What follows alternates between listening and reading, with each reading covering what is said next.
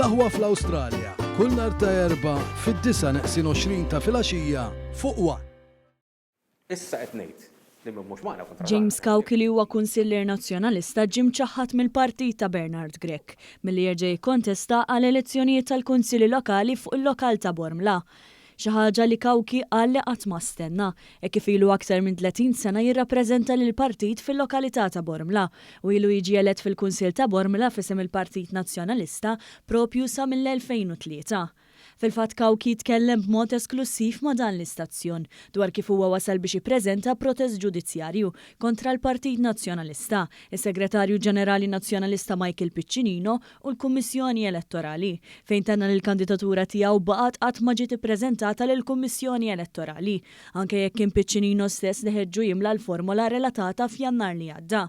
Minkejja dan għal dawn l-aħħar 5 xhur baqa' ma sema xejn, waqt li s-Segretarju Ġenerali Piccinino baqa' dejjem iserraħlu rasu li ma kien hemm l-ebda problemi u li l-kandidatura tiegħu se titressaq quddiem l-Eżekuttiv tal-Partit u eventwalment lill-Kummissjoni Elettorali. Dan iżda baqa' ma seħħx anke jekk waqt l-intervista ma' One News huwa qal li kien propju Bernard Grech innifsu li ftit ta' xhur ilu ikkonfermalu li ma hemm ebda raġuni għalfejn il-kandidatura tiegħu kienet għadha ma ġietx approvata.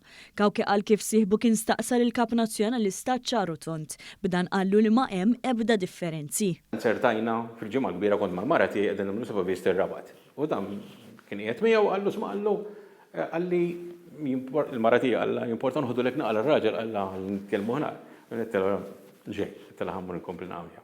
U mortu ħareġ insomma, ħareġ il-kap, ġewni. U qallu sma' qallu dana, qallu kif għadu mhuwiex għandu kollox, għand Michael Piccinino għadu mux ismu ma telax eżekuttiv għadu mux approvat. Għallu l-ħeta, għallu ma mx differenzi, għallu ma mx differenzi, mi James ta' u jina tlu sma, tlu sallum, tlu għadni ma ħadx risposta. Cauchi qal li l-kap staqsih sabiex jagħmel laqgħa miegħu iżda minflok batalih Michael Piccinino.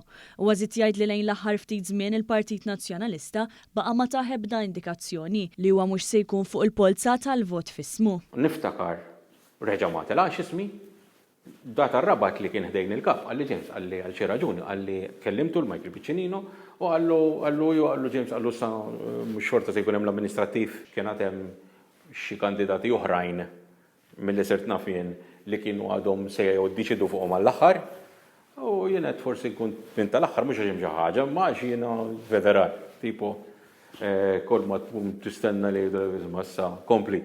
Permezz ta' post fuq Facebook Cauchi qal ukoll il-Partit Nazzjonalista li kien jafuha illum il-ġurnata spiċċa filwaqt li stqar li wasal iż-żmien li l-Partit Nazzjonalista jieqaf jumilja lin-nies bħalma għamel lilu u li kulħadd għandu jkun jaf il-mod kif dan il-partit jopera u jitmexxa.